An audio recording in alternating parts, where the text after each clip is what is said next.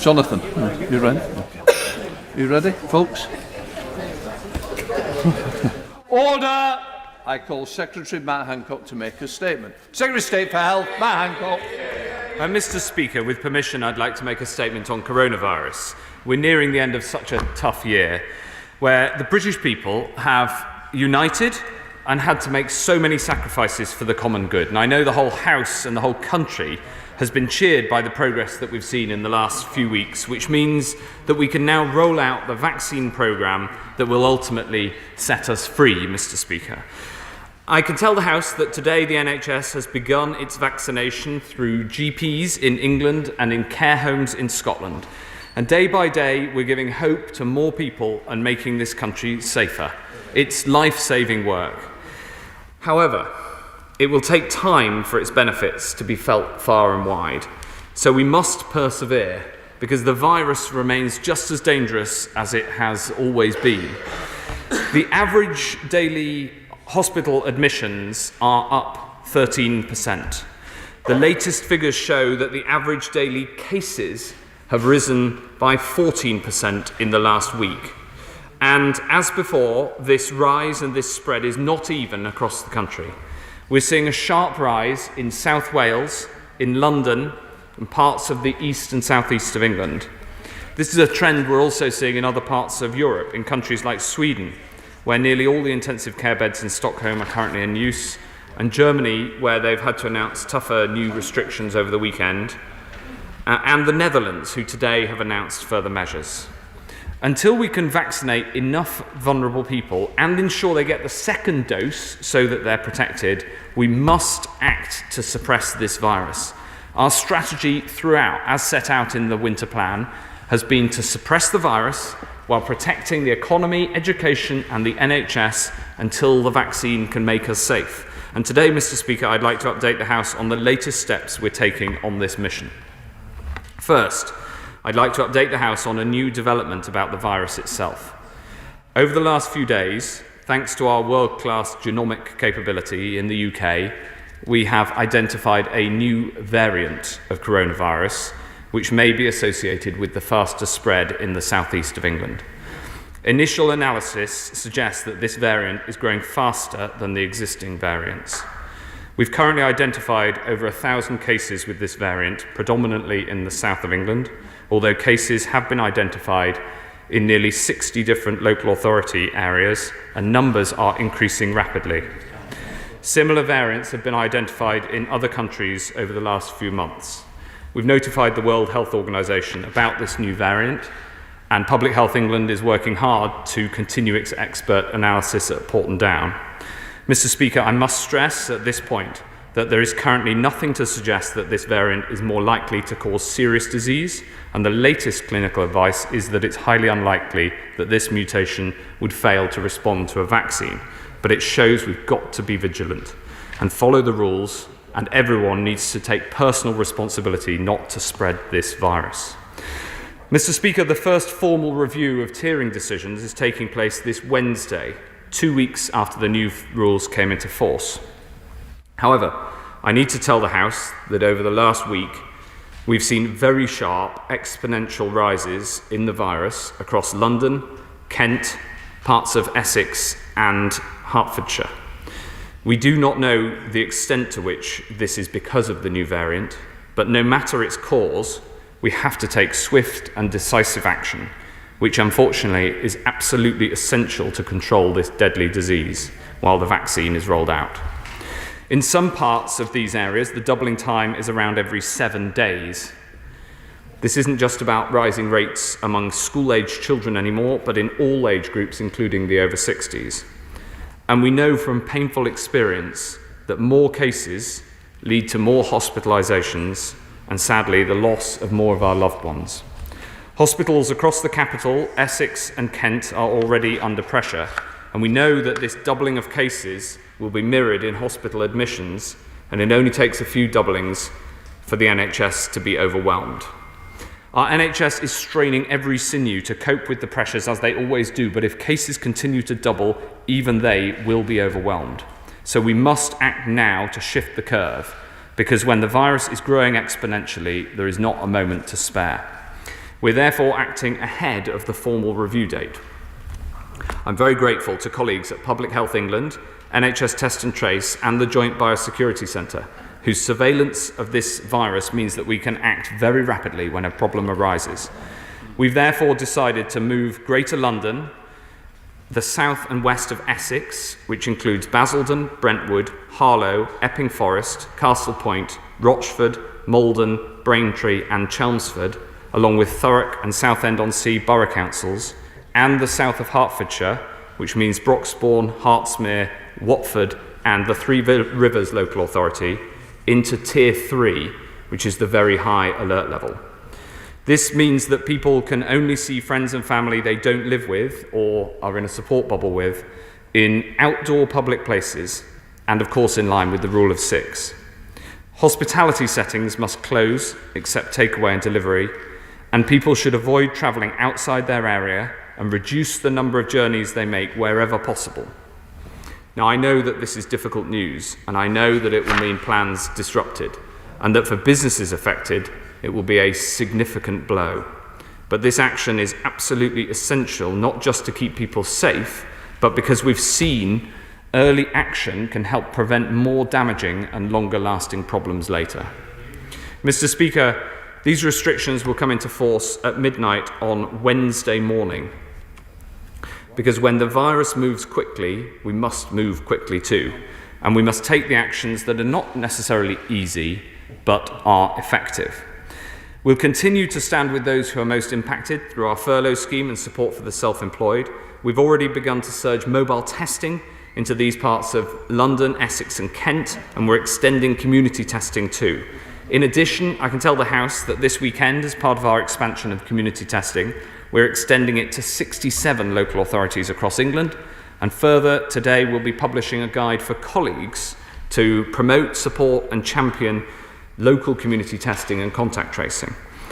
We'll be using millions of newly invented tests to reduce the rate of infection in areas where infection is highest and help to move down through tiers and closer to normal life. Mr. Speaker, thanks to the forces of science, help is on its way. But while we know now that that day will come, this isn't over yet. And while we deploy the fruits of scientific endeavour to make the country safe, we must do what it takes to protect our loved ones and our NHS now.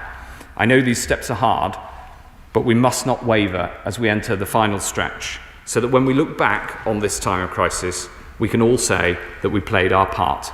And I commend this statement to the House. We now come to Shadow Secretary of State Jonathan Ashworth. Grateful, Mr. Speaker, and as always, grateful to the State for advance side of his statement. This is a virus that, without adequate restrictions in place, spreads with ferocity. And case rates are increasing again, hospital admissions climbing, they are edging up. Last week, the England-wide rate was 159 per 100,000. Now it's 188 per 100,000. That's a 20% increase. Across London, cases have increased 30%. Across the east of England, 36%. So none of us are surprised at the action he is taking today. Indeed, he was warned that Tier 2 wouldn't be enough to contain the spread of the virus in many places. And indeed, it looks like in some areas, such as Kent, Tier 3 isn't enough to contain the spread either. Elsewhere in the country, Tier 3 does appear to be allowing the virus, forcing the virus to flatline, and indeed the northwest is trending down. But overall, the increasing areas are rising faster than the decreasing areas are falling. And as things stand, we are heading into the Christmas easing with diminishing headroom. The buffer zone these tiers were supposed to provide is getting much thinner. So what is his plan to keep people safe through Christmas and avoid huge pressures on the NHS in January? What is his plan to support an exhausted, underfunded, understaffed NHS through January to deliver the care patients will need? And is he confident that our NHS won't be so overwhelmed in January that it impacts the vaccination programme? Now, our response throughout to COVID could have been stronger had contact tracing been more effective? In boroughs like Islington, only 65% traced by the national system. In Tower Hamlets, only 60%. In Barking, 61%. And yet test and trace is costing 22 billion, more than the policing and fire service budgets combined. And yet, according to the NAO, up to September, only 785 million was allocated to local council public health teams. Meanwhile, Serco have subcontracted to 21 other firms, offering little training to staff, with some in call centres, alongside others making sales calls for gambling websites. Surely it's time to scrap Serco and put all public health teams in the lead in doing the retrospective cluster-busting contact tracing we need. Now, he has promised more testing for Tier 3 areas. What about the Tier 2 areas? And on the lateral flow tests he is rolling out, he will know that some care home providers are refusing to use these because they're concerned about their accuracy. So is he satisfied that these tests are accurate enough for this purpose and are safe? And if they can't be used for care homes, how quickly can care home residents' relatives make use of PCR tests?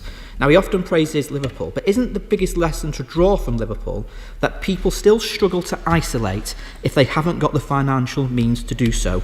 The eligibility criteria for the £500 payment is still too tightly drawn. People need decent sick pay. People in some circumstances need alternative accommodation. People need help with the shopping and the medicines. Surely some of the 22 billion spent on test and trace could be reallocated to offer people adequate isolation support. Now, on the variant that has been identified, our constituents will be naturally concerned. Will he undertake to keep that House updated throughout? And I'm grateful for the briefings that he has arranged for myself and others with the Chief Medical Officer. But if this variation means the virus is more easily transmissible, then fixing contact tracing and isolation becomes even more fiercely urgent. Now, finally, Mr. Speaker, today I spoke to Fred Banning. Fred is just 38. He has 2 children under 10, and he has terminal cancer. He asks that those with terminal illness are given quicker access to the vaccine, so he can, in the words that he said to me this morning, make the most of the time he has left with his family. I understand these are clinical decisions, but could he, through his offices, look into access to the vaccine for those with terminal illness and see what can be done for people like Fred and many others in this situation? Secretary of State. Thank you very much, Mr. Speaker. Well, I'm glad to say that across large parts of the country, there is very good evidence that Tier 3 restrictions are working and the rates are coming down. But we do need to be vigilant, and as he knows, overall, rates are no longer coming down, and hence we're having to take further action. And in particular, he talks about the lessons from Liverpool. I think the primary lesson from Liverpool is that when everybody pulls together and everybody makes the sacrifices that are necessary for their whole community, you can really get this thing under control. And I'm grateful to colleagues across London and Essex and Hertfordshire who I've been talking to today, who are committed to working to ensure that we get the public health messages out first and foremost, and to the Mayor and the Conservative candidate for Mayor, who are all committed to working on behalf of the capital and, of course, those parts of Essex and Kent and Hertfordshire that are affected, because the single best thing that we can all do is speak with one voice about what's needed to get this under control. He asked about Christmas, and my recommendation to people at Christmas is to be cautious and careful. He asked about NHS funding and staffing. Of course, we have the strongest funding in history for the NHS, and I'm delighted to say that we have more nurses in the NHS than ever before. 14,000 more nurses than this time last year, and I pay tribute to each and every one of them. He asked about contact tracing, and no doubt he will have seen the figures published on Thursday, which show that contact tracing now reaches over 80% of contacts, and I pay tribute to the team, both local and national, who are ensuring that we can get to more than 4/5 of people who we need to reach, and that has been rapidly improving. He also finally asks about Fred, the gentleman with terminal cancer who he spoke to this morning. What I'd say is that those with terminal cancer, of course, are clinically vulnerable by their nature and by the nature of that awful disease. And we will ensure that those who are clinically vulnerable do get access to the vaccine when it is clinically appropriate. And I'm very happy to take up the individual case that he raises and ensure that he gets a fair deal. But all in all, Mr. Speaker, I'm grateful for the Honourable Gentleman's support for the measures that we've outlined today, and of course support for the vaccine programme, which is rolling out across the country right now. We now come to the Chair of the Select Committee, Jeremy Hunt. Thank you, Mr. Speaker. These are incredibly difficult decisions, but I wholly support them because the evidence from all over the world is that in these situations, acting early and decisively is the best way to save both lives and jobs. And so close to rolling out the vaccine, it would be perverse in the extreme if we were to take our foot off the pedal. But can I ask him about this new strain, first of all? He said it's highly unlikely that the vaccine won't work with the new strain. When will we know for sure? Are there any trials going on? Is he going to get more up-to-date scientific information on this anytime soon? And secondly, can I ask him for clarity? Just 11 days before Christmas, lots of people will be thinking about Christmas shopping. From Wednesday, if you live outside London, will it be against the regulations to come into Oxford Street to do your Christmas shopping? If you live inside London, will it be against the regulations to do your Christmas shopping? And is the only way to do your Christmas shopping legally now to go online? Secretary of State. Thank you very much, Mr. Speaker. Firstly, his point about the new variant, that is being assessed. The question he asked is being assessed in Porton Down right now. But as I said in my statement, the medical advice that we have is that it is highly unlikely that this new variant will impinge the vaccine and the impact of the vaccine, but we will know that in the coming days and weeks as the vaccine is as the new strand is cultured at Porton Down, and then, of course, the tests conducted upon it. The question he asked about Christmas shopping is important. It is recommended that people should minimise travel unless it's necessary in a Tier 3 area, and should minimise travel where it's necessary to a Tier 3 area. And so we have taken this action to try to protect people and to try to slow the spread of this virus, and that is absolutely the right thing to do. Let's head up to Scotland to SNP spokesperson Dr. Philippa Whitford. Dr. Whitford. Thank you very much, Mr. Speaker. Many public health experts have questioned the use of innovative lateral flow tests for mass community testing, especially as the manufacturers do not recommend them for detecting coronavirus in people who are asymptomatic. The Secretary of State must be aware of the paper from Liverpool University, based on his own department's quality assurance programme, which has raised serious concerns about their accuracy when used in the community testing project in Liverpool. The comparison of lateral flow tests with PCR in over 3,000 people revealed a sensitivity of just 48%, meaning that more than half of those with the virus would be falsely reassured they were negative. The test even missed 30% of those with a high viral load, those most likely to be infectious.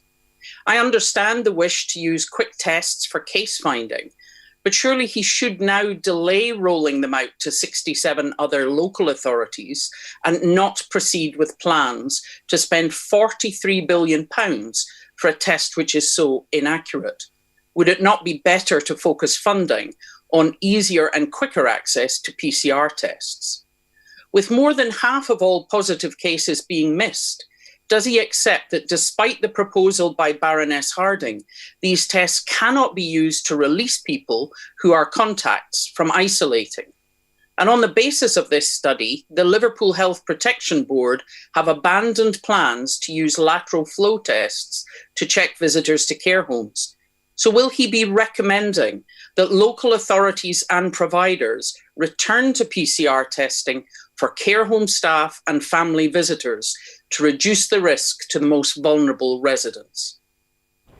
Secretary of State. Mr. Speaker, I think that this argument against testing is wrong.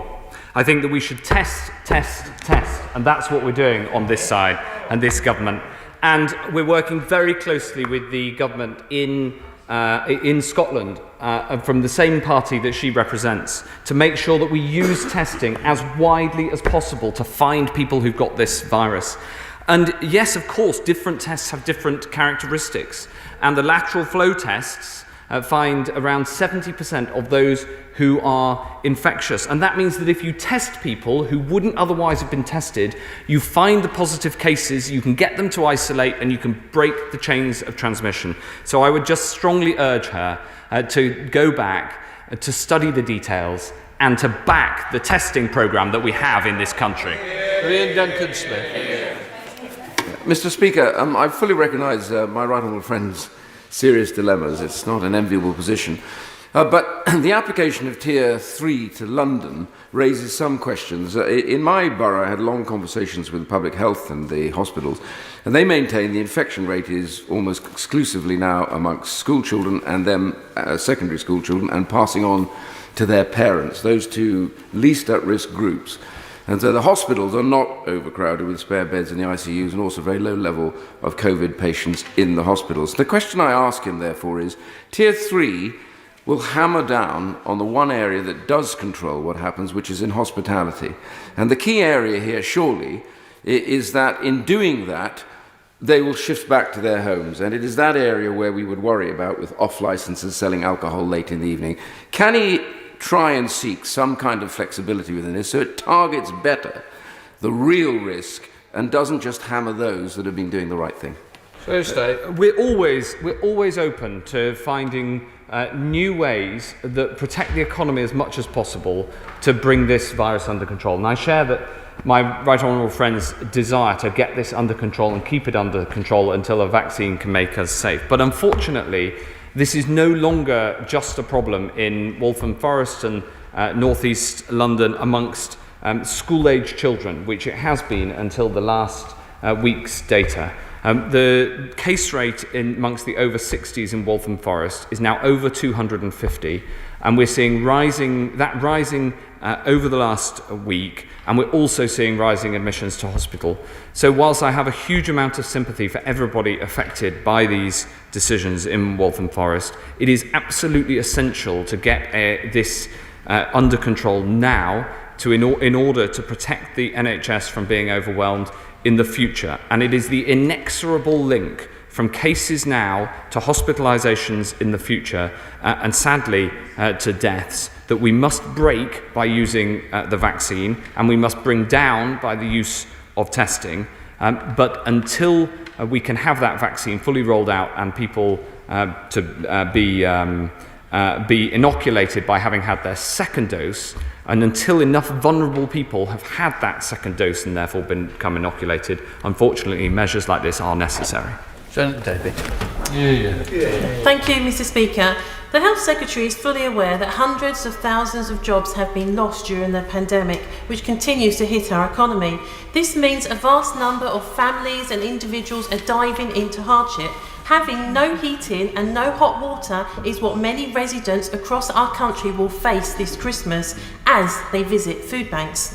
What discussion has he had with the Works and Pension Secretary regarding the reducing the rising level of poverty?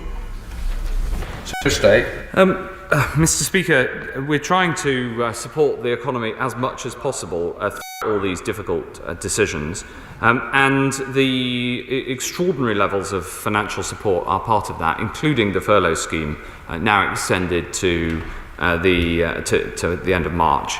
Of course, I talk to my colleague, the Work and Pension Secretary, regularly to make sure that we take the action that's necessary in the way that supports people as much as possible. We now come to Sir Bernard. Thank you, Mr. Speaker.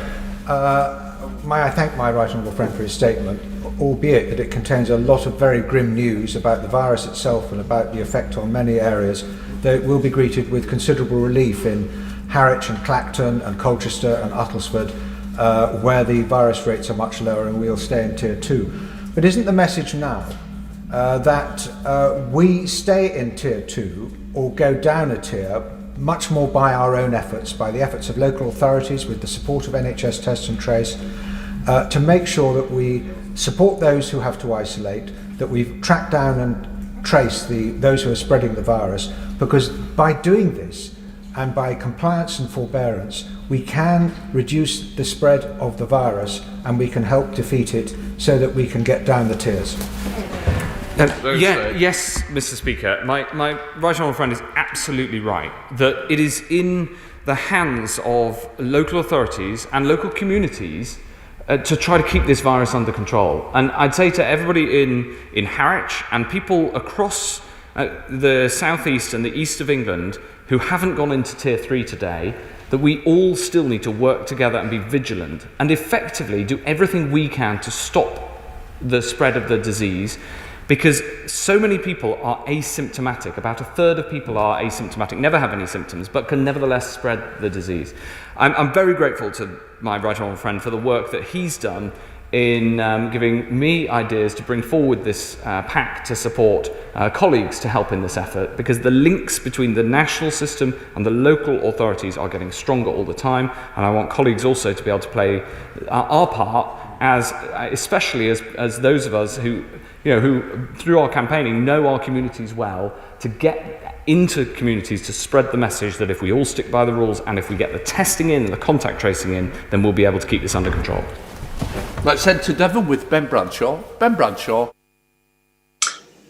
With cases in Devon down to 71 per 100,000 and falling, and COVID hospital admissions also falling, will the only reason that Devon doesn't go into Tier 1 this week be because of the shortage of staff and hospital capacity after 10 years of Conservative government cuts? Secretary of State. No, Mr. Speaker. Firstly, there's a record number of NHS staff thanks to this Conservative government, and there is a record number of nurses, 14,000 more nurses. But what I would say also is that to people in Devon, currently in Tier 2, but with low rates, don't take it for granted. Let's all work together and try to get Devon into Tier 1. In Exeter, those rates have come down really sharply in the last few weeks. Let's keep working at it. And let's keep those public health messages going, not only with relation to coronavirus, but also with relation to the importance of eating fruit. Right, we've got 8 withdrawn, so Manira Wilson. Thank you, Mr. Speaker. We all know where to go if we run out of fruit now. My children are desperate to see their grandparents this Christmas, as is the case for many families up and down the country. But in view of these alarming numbers, and with what we're seeing in the US following Thanksgiving, and with the constant chopping and changing of rules which leads to lower compliance and more confusion, I appreciate the Secretary of State doesn't want to be the Grinch, but should he be reconsidering the Christmas measures that are in place, or do we risk unnecessary additional deaths in the new year, just as we've got light at the end of the tunnel with the vaccine? So, State. Well, I would recommend to people to exercise caution over Christmas, especially with respect to seeing elderly relatives who, of course, people are yearning to see. I understand that. But I think it is important that people not only abide by the rules, but also take personal responsibility in case they have coronavirus, might be passing it on, but don't have any symptoms and don't know about it. Let's head to Essex with Robert Halfon. Robert Halfon.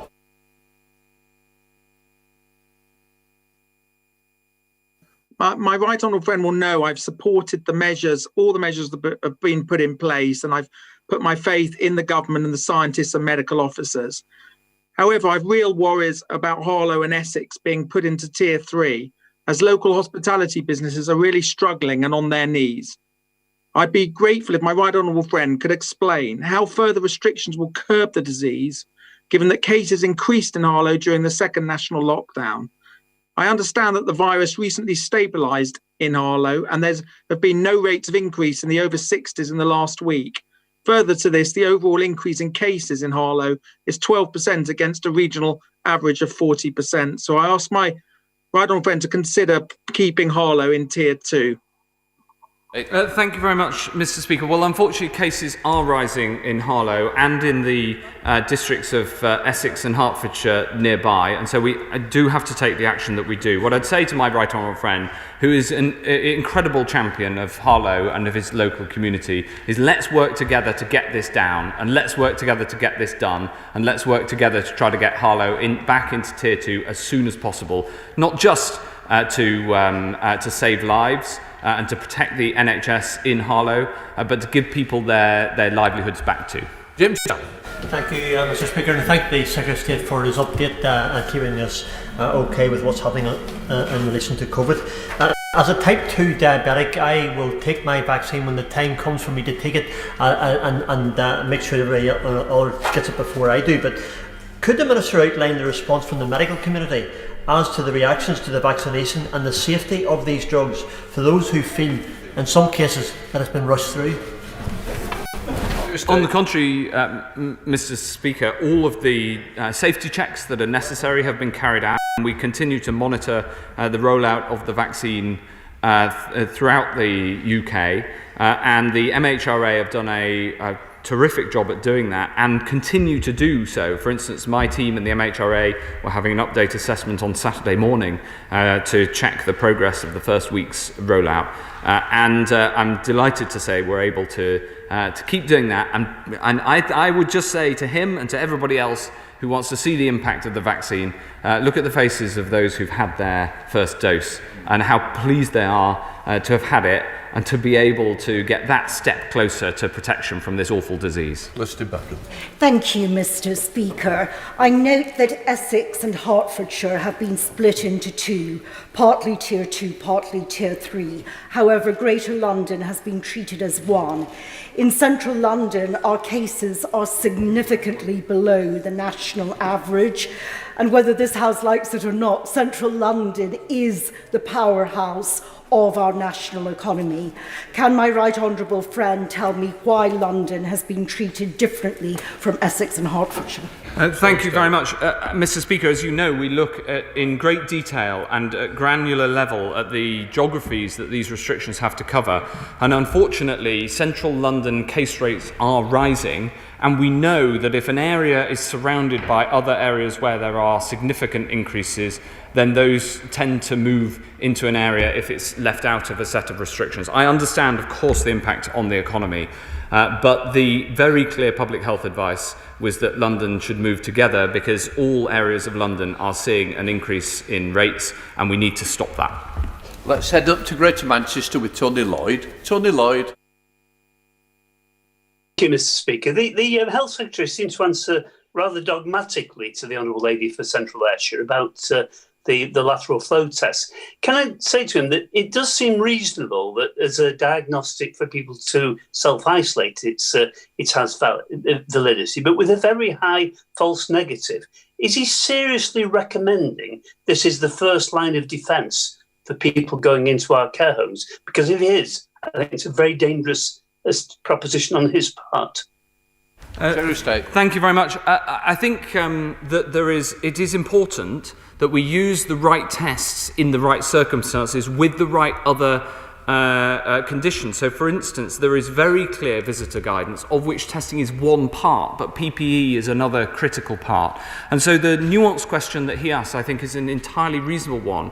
The thing that I find frustrating is the idea that we should discourage people from coming forward for asymptomatic testing, where the task is to find as many people as possible who have the virus and get them to isolate. So, yes, we should ensure that visiting to care homes is done as safely as possible, and there are health upsides to visiting as well as the challenges posed by the virus. But in terms of asymptomatic testing, I would encourage people where it's available to come forward because that's how we find where this virus is and help to isolate them. Let's head to Derbyshire with Nigel Mills. Nigel Mills. Thank you, Mr. Speaker. Can I thank the Secretary of State for the rollout of lateral flow tests across Derbyshire? When he does his reassessment on Wednesday, would he be willing to look at more localised geography, perhaps based around hospital catchment areas, and divide the county of Derbyshire between north and south, rather than use the whole county, which is not a very functional geography on the ground? We're happy to look at the human geographies, as my right honourable friend, the Prime Minister, put it, as we have with the decision today to take parts of Essex and parts of Hertfordshire into Tier 3, precisely because of those human geographies. And we also look at the travel to work patterns and the travelling patterns to see where the likelihood of spread is greatest. And we set out the data on which we take the decision. So I think the answer to my honourable friend is yes. We go to Alan Brown. Thank you, Mr. Speaker. Contact tracing in Scotland is led by public health professionals and achieves contact rates up to 95%. Down here, as we know, it's handed out to privatised companies like Serco. Now, Serco's got a 400 million contract that they then subcontracted to 21 further companies. What assurances does it have that there's sufficient coordination across these 21 companies and Serco, and that everything's under control rather than at further layers of complexity? The good news is that the contact tracing across England is increasing in its capacity. It's getting faster, and it's finding more and more contacts. And the comparison of apples and pears, which continues to come from the front bench over there, where they don't take into account that if you contact trace in a care home, the contact tracing is much easier, and if you include that contact tracing in the data, you do get different answers. So I think this obsession with how the public sector good, private sector bad is really. I mean, we've had it for months, and it's just as wrong now as it was 6 months ago. Right, let's head to Rutland with Alicia Kearns. Alicia. Thank you, Mr. Speaker. Today's news is deeply sombre, so I ask my right honourable friend to join me in urging residents of Rutland and Melton to be vigilant, because we are also seeing cases rising locally, even in our villages. We have to get rates under control if we're to be decoupled from Leicester City, remain at most in Tier 2 in Rutland and protect ourselves from this new variant. But will he join me in thanking those who are working so hard locally to ready our vaccine hubs in Oakham and Melton for once the vaccine is ready for delivery outside of hospitals? Yes, of course, absolutely. I'm delighted at that we're now vaccinating from over 100 different community settings, as well as 70 hospitals across the UK. It's a tribute to the whole vaccine rollout team, who've done a magnificent job over the last, I was going to say over the last week that it's been rolling out, but it's been weeks and weeks in the planning before then. What I'd say to residents in Melton and in Rutland, we will look at Leicester, Leicestershire and Rutland separately when we make the decision on tiering on Wednesday. Those in Rutland who are in Tier 2 still need to work at it and do their bit to try to keep Rutland in Tier 2 and, of course, hopefully get to Tier 1. It's so important that everybody does their bit.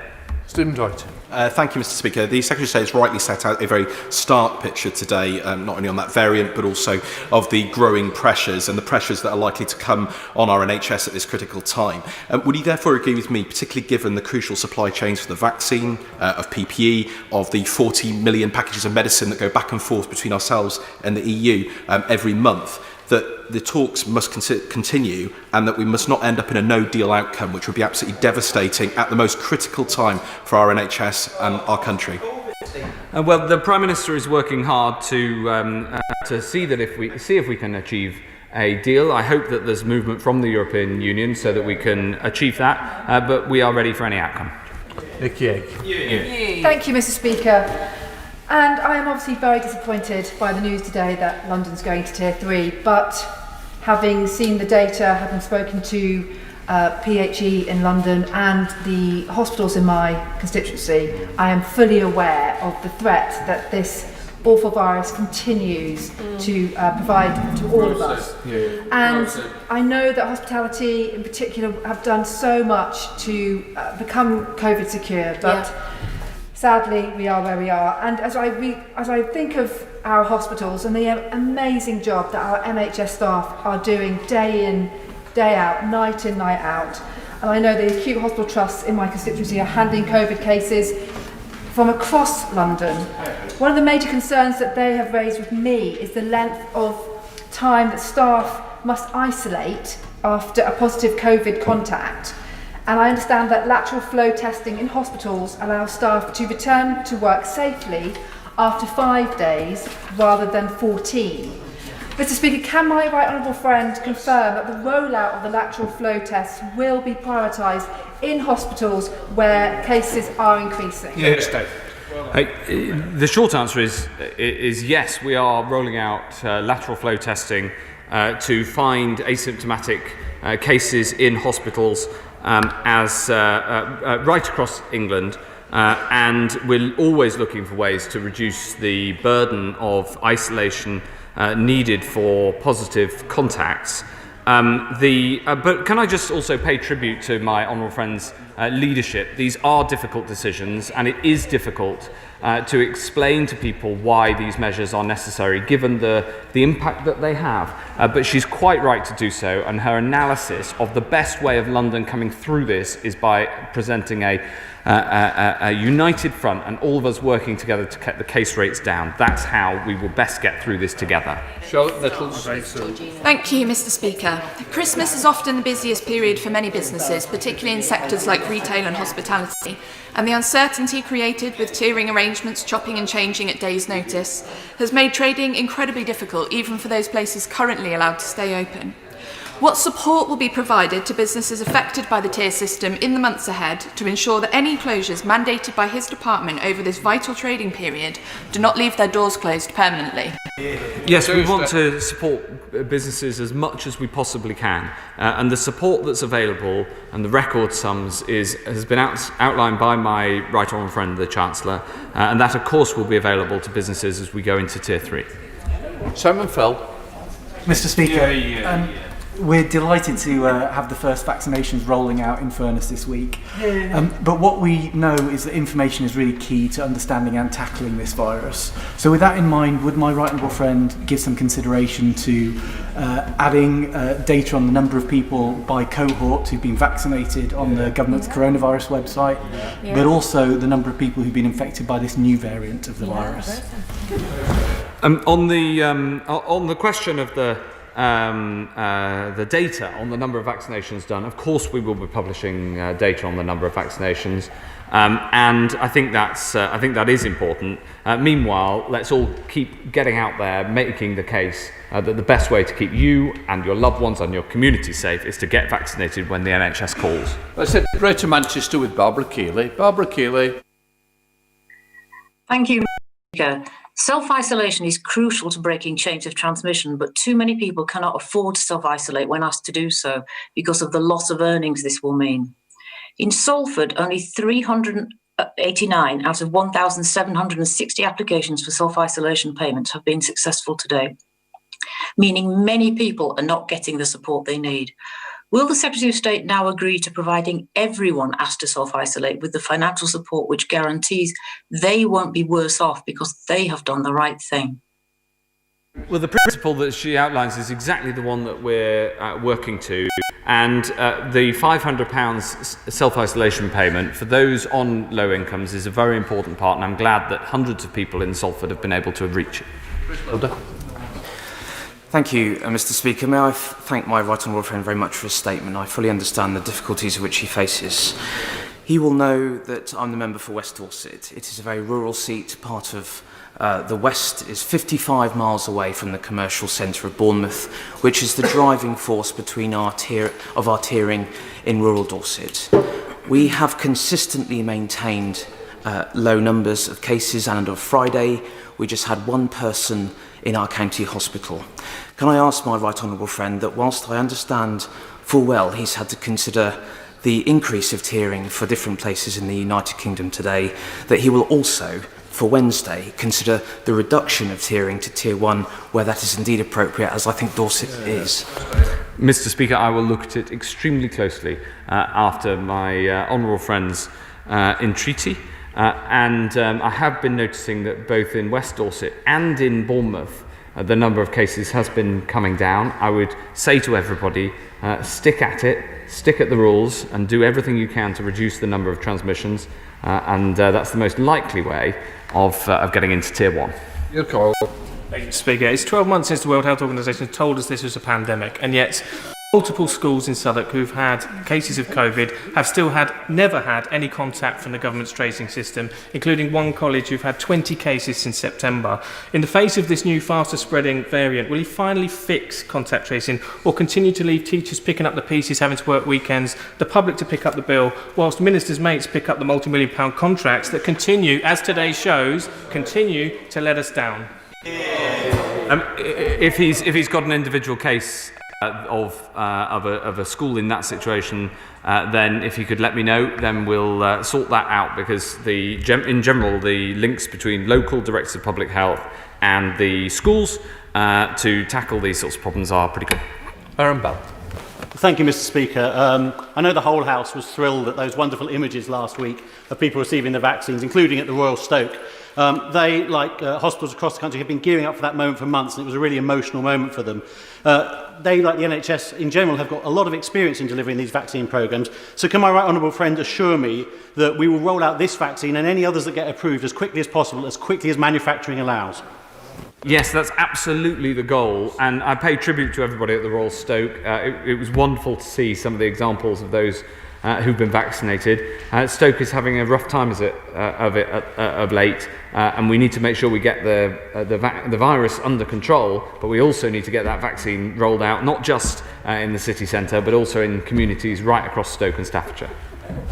Let's head over to the member for Huddersfield, Bury Sherman. Bury Sherman. Thank you, Mr. Speaker. The Secretary of State will know that I've warmed to his performance over the months of this pandemic, and I think he's doing a pretty good job. But could I tell you, I think that it was the Prime Minister that pushed him into the risk relaxation around Christmas.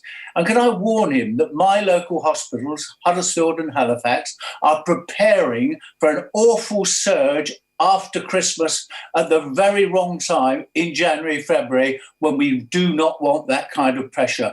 Would he think again and persuade the Prime Minister to think again about any relaxation of the rules over Christmas to save lives? State. Well, I would urge the honourable gentleman to two things. The first is to say to his constituents that we all need to be careful and take personal responsibility to limit the spread over Christmas. And secondly, just to thank him for his kind and generous words. Very bold.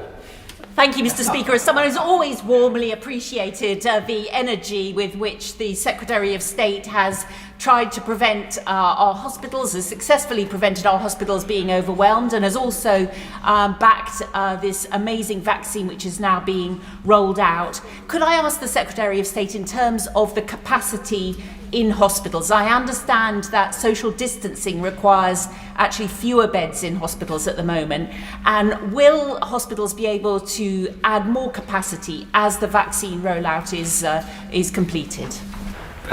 I certainly hope so, and that's one of the things that we're talking about with the NHS. For now, that isn't possible. We of course have extra emergency capacity in the Nightingales, and the testing regime has actually allowed the NHS to restore many of its services. So in places like Worcestershire, for instance, they're able to carry on with almost all of the necessary activity, for instance, the electives and the cancer work, even through this second peak. So I pay tribute to the NHS in Worcestershire for the work that they have done with the support of the testing regime, and I really hope that the vaccine allows that to improve again once we've got enough of the vulnerable people, the people who are most vulnerable to this disease, vaccinated. Lynn Greenwood. As the Nottingham Post website is reporting today, 72 areas in Tier 2 now have a higher COVID rate than Tier 3 Nottingham.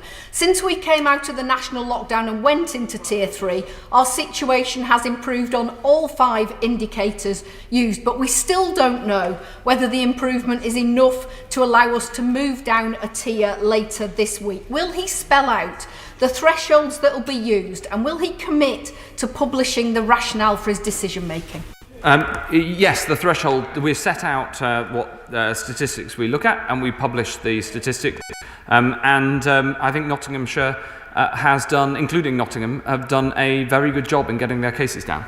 Jason McCulloch. Thank you, Mr. Speaker. My Colne Valley constituents now follow really closely the local data and they can see that COVID rates are thankfully plummeting in Kirklees thanks to the local action we've been taking. Can the Secretary of State confirm that he will be using this local data at a granular level later this week to decide whether my area can come out of Tier 3 restrictions? Yes. Let's head up to Scotland to Martin Day. Martin Day. Thank you, Mr. Speaker. A recent report has concluded that some of the poorer countries may not get access to vaccines until 2024. If the ongoing rollout in the Western countries is successful and normality starts to return by spring, will he give his commitment that he will resist calls to declare the pandemic as over and accept that it will remain a global challenge until all countries have widespread vaccination programmes in place?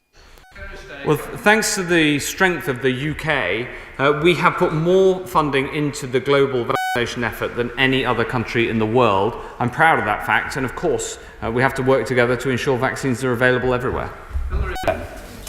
Thank you very much indeed. Mr. Speaker, since the national lockdown, the recent one, began, the infection rate in Leeds has fallen from more than 400 cases per 100,000 to less than 140 today, and the number of COVID patients in hospital has declined by 45% in the last month alone. He will be aware that the city has, on balance, recommended that Leeds moves from Tier 3 to Tier 2. Businesses have been terribly affected, and I realise he can't give an answer today, but does he accept that having assured areas that where they are placed in the tier system will depend on the efforts they make to get the numbers down, and Leeds has done a great job, that the credibility of that statement needs to be reflected in decisions about where the areas are then put when they show a dramatic reduction?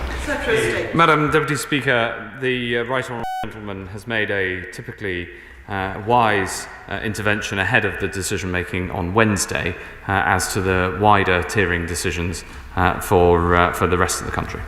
Now we go to Romsey, to Caroline Noakes. Thank you, Madam Deputy Speaker.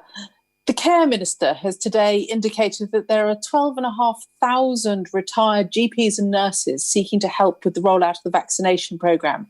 My constituent David is one of those. He's 67 years old, fit and well, and keen to do his bit. But the system where he has to log on to apply keeps timing him out. I know that my right honourable friend is an absolute whiz with apps. Please, can he make sure that this one works for people like David? Yes, I'm absolutely thrilled at the number of former clinicians who've come back to support. In fact, when I went to see the vaccine being injected in Milton Keynes, I met some of them, and I'll look into the little whizzing box that is stopping my right honourable friend's constituent from applying. Derek Twigg. Thank you, Madam Deputy Speaker. The Secretary of State knows I asked back in April to have mass testing in Halton, so better late than never. Go down to the new mass testing centre in the community centre in Widnes in my constituency this morning and have a test, which I'm pleased to say was negative, but it literally took 10 minutes and had the result back in 30 minutes. But my question is to the Secretary of State, could he say more about when he expects the vulnerable elderly to have had their second dose of the vaccine? There has to be a 21-day window from the first vaccine to the and so we are aiming to send out invitations so that people can come as close to that 21-day marker as possible. Clinically, the 21 days is a minimum, not a maximum, but the goal is clearly on or as close to the 21st day as possible. Martin Vickers. Thank you, Madam Deputy Speaker. As my right honourable friend is aware, my Cleethorpes constituency is Tier 3, and though there has been a considerable drop in the infection rate, people are still concerned about the rollout of the vaccine. Can you give an update and an absolute assurance that my constituency will feature in the rollout in coming weeks? Yes, we're working very hard to get the rollout of the vaccine to every part of the country, including Cleethorpes. And I will look into exactly when the vaccine is arriving in Cleethorpes, and I'll get back to him as soon as possible. And we go to Sheffield, to Paul Blomfield. Thank you, Madam Speaker. Now, the Secretary of State is right that at this critical moment, we must think about the NHS staff who we were clapping on the streets so recently, and we clearly must do everything possible to protect people from the spread of the virus. So can I press him to say how the advice for the Christmas period could be strengthened by the government to minimise transmission? And will he recognise the need for better financial support for sectors most affected by the measures that we need, like hospitality, and particularly for those who've fallen through the gaps in the Chancellor's schemes? Well, yes, with the decision to move areas to Tier 3 does come extra financial support. And as I've said several times, we do recommend that people exercise personal caution and responsibility over the Christmas period. And now we go to Ashfield, to Lee Anderson. Thank you, Madam Deputy Speaker. The tiered system has worked incredibly well in Ashfield and Eastwood, as rates are down due to the hard work and suffering of my constituents. Therefore, could my right honourable friend please reassure me that our hard work, dedication and willingness to do the right thing will be taken into account when deciding on what tier we will be in at the end of the week? My honourable friend knows from personal experience what this disease can be like, and he's been such a powerful voice for Ashfield, and I'll take his considerations into account when we make a decision on Wednesday. Laura Farris. Thank you, Madam Deputy Speaker. It's extremely concerning that more than 1,000 cases of the new variant have been identified in the South East. But I understand that the vaccine still works. The ONS published data today that showed the mortality rate will fall by 84% when all the over 70s are vaccinated. Could my right honourable friend tell the House when he thinks that will be and what it will mean for the tiering system? I would love to be able to answer that question, believe you me. We don't know because it depends on the speed of manufacture of the vaccines and the approval or not of the Oxford vaccine by the MHRA. But the essence of the way that she asked the question is exactly how we're thinking about it in government. Tobias Elwood.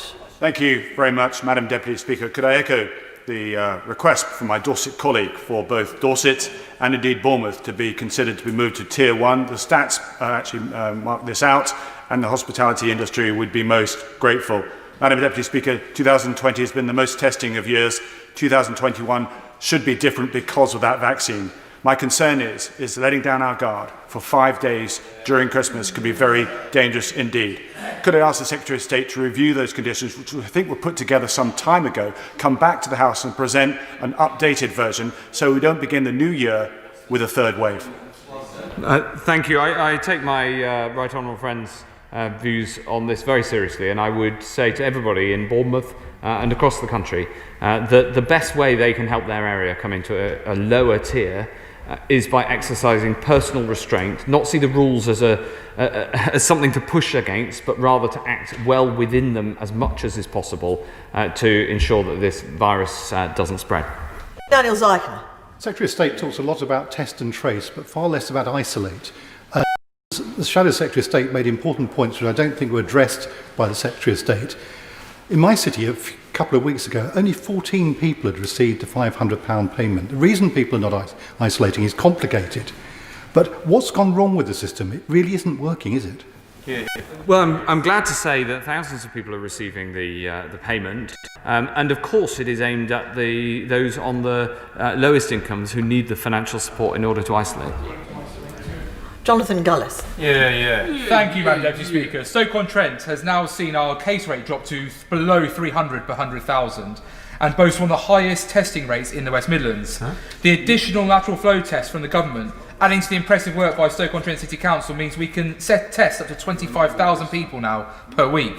So does my right honourable friend agree that community testing will be hugely important in helping areas like Stoke-on-Trent, North Kidsgrove and Tork? And can he confirm when mass vaccination sites in the city will appear? Yes, look, Stoke-on-Trent has had a tough time recently, but the Stoke-on-Trent City Council and the community testing that's going on in Stoke-on-Trent is very impressive.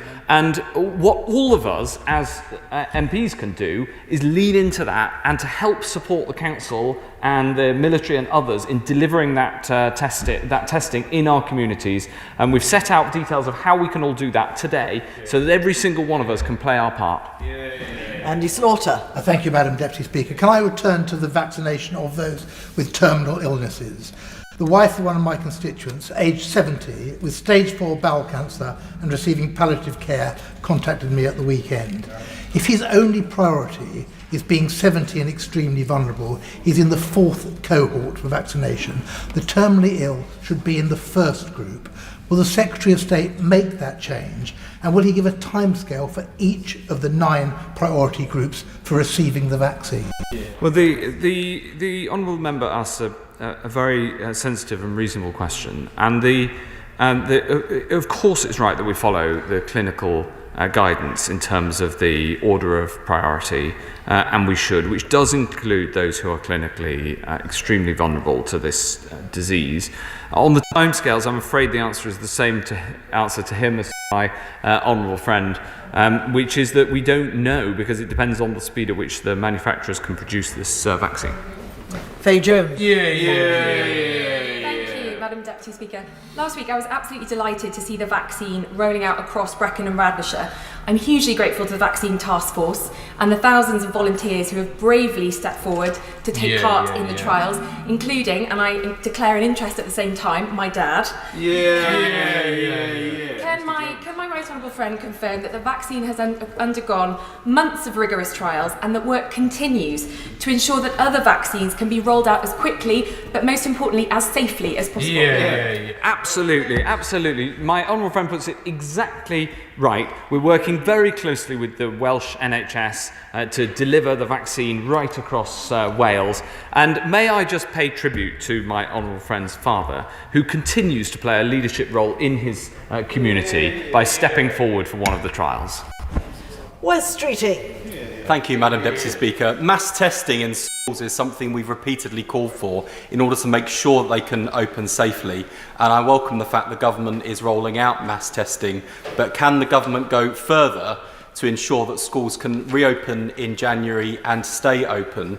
And on the vaccine, will he do everything he can, recognising that these decisions are clinically led, to make sure that school staff get access to vaccines as a priority? Well, I understand the yearning for a vaccine from school staff. Of course it has to be clinically led. The goal is to try to reduce hospitalisations and fatalities from this disease as quickly as possible. And I'm absolutely delighted by the community testing rollout and the rollout of testing to schools in his patch. And I thank him for the leadership he's shown locally in encouraging. Catherine Fletcher. Thank you, Madam Deputy Speaker. Lancashire's community testing is really starting to ramp up and rapidly increasing. Thank him for that. I'd like to, prioritising tier 3 areas like parts of Lancashire that have been in restriction to July is really important. Does he agree with me that community engagement and getting a test in these increasingly available community testing is the thing that gets us all out of tier 3 in South Ribble, Chorley and West Lancs? I totally agree, Madam Deputy Speaker. Do your bit and get a test. Now we go to Scotland, to Peter Grant. Thank you, Madam Deputy Speaker. The Secretary of State is very keen to remind us that we all have an individual responsibility to look after not only our own health, but also the health of one another. Every single unnecessary journey into or out of London and the South East increases the risk of the virus being transmitted from one part of the United Kingdom to another. The House of Commons Commission has set an example today by asking all House of Commons staff not to attend Parliament unless they absolutely have to. What discussions has the Secretary of State had with his colleague, the Leader of the House, with a view to ensuring that all members of Parliament can take part in all proceedings by video call, so that none of us have to make otherwise unnecessary journeys into London with the attendant increased risk of either catching or indeed of spreading the virus among other people? Thank you, Madam Deputy Speaker. I'm afraid the answer to this question is a matter for the House rather than for me as Health Secretary. Yes, indeed.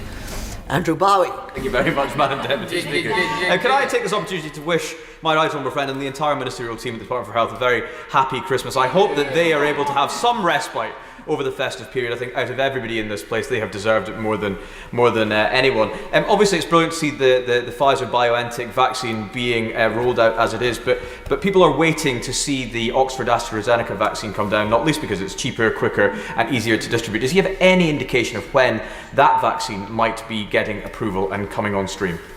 I'm tempted to try to give an answer to that question, but it is very much a matter for the MHRA. I'm very grateful to my honourable friend for the good wishes that he sends.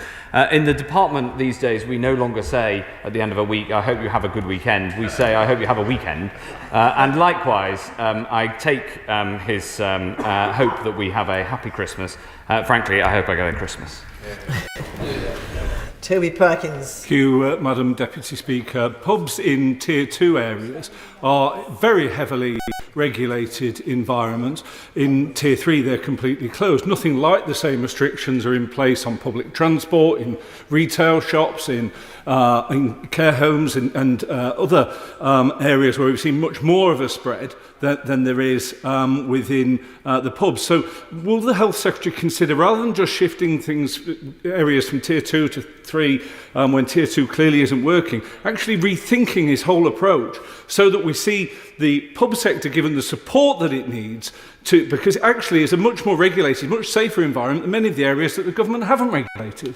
Thank you, Madam Deputy Speaker. Many of the facilities that he talks about, like care homes, are doing unbelievable work to remain COVID secure.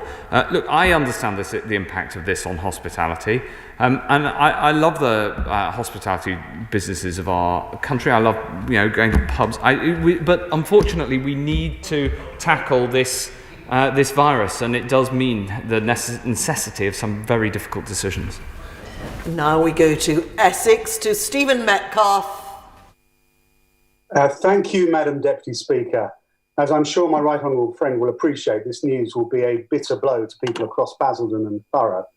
But I accept that case numbers are sadly rising rapidly despite the recent lockdown. Therefore, can he assure me that as we start mass asymptomatic testing